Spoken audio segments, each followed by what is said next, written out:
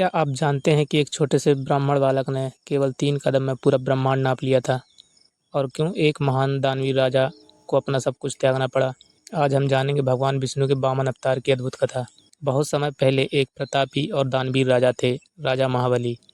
वे असुर कुल में जन्मे थे, लेकिन स्वभाव से धर्मप्रिय और न्याय करने वाले थे।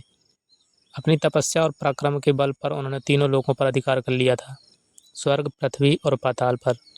देवताओं के राजा इंद्र का स्वर्ग भी उनसे छिन गया था। सभी देवता चिंतित हो गए और सहायता के लिए भगवान विष्णु के पास पहुंचे। भगवान विष्णु ने कहा, जब शक्ति संतुलन से बाहर हो जाती है, तब धर्म की रक्षा के लिए अवतार लेना पड़ता है। तब भगवान विष्णु ने एक छोटे से ब्राह्मण बालक के रूप में जन्म लिया। यह उनका 5वां अवतार था, वामन अवतार। नन्हा सा शरीर, हाथ में कमंडल और चेहरे पर तेज। उसी समय राजा बलि एक विशाल यज्ञ कर रहे थे। उन्होंने संकल्प लिया था कि जो भी याचक आएगा, उसकी इच्छा अवश्य पूरी करेंगे। वामन जी यज्ञ स्थल पर पहुंचे। राजा बलि ने उनका सम्मान किया और पूछा, ब्राह्मण देव, आप क्या चाहते हैं? वामन जी ने शांत स्वर में कहा, मुझे तो बस 3 कदम जितनी भूमि चाहिए। सब लोग हंस पड़े। इतना छोटा सा बालक और मांग भी इतनी छोटी। लेकिन गुरु शुक्राचार्य समझ गए कि यह कोई साधारण बालक नहीं है।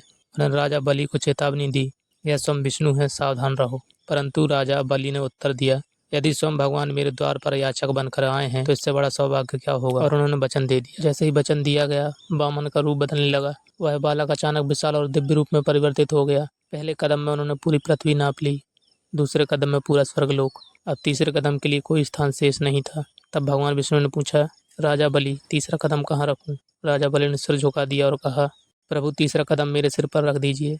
भगवान ने अपना तीसरा कदम उनके सिर पर रखा और उन्हें पाताल लोक भेज दिया। लेकिन भगवान विष्णु राजा बलि की सच्ची भक्ति और दानशीलता से अत्यंत प्रसन्न हुए। उन्होंने उन्हें आशीर्वाद दिया कि वे पाताल लोक के राजा बने रहेंगे और 1 वर्ष में एक बार अपनी प्रजा से मिलने पृथ्वी पर आ सकेंगे।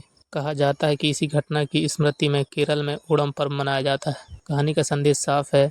यह कथा हमें सिखाती है, अहंकार चाहे कितना भी बड़ा क्यों ना हो, धर्म और सत्य उससे भी बड़े होते हैं। और सबसे महत्वपूर्ण बात, भगवान के लिए जाति या कुल नहीं, सच्ची भक्ति और निष्ठा मायने रखती है। अगर आप राजा बलि की जगह होते तो क्या करते? क्या आप भी अपना वचन निभाते? कमेंट में जरूर बताइए।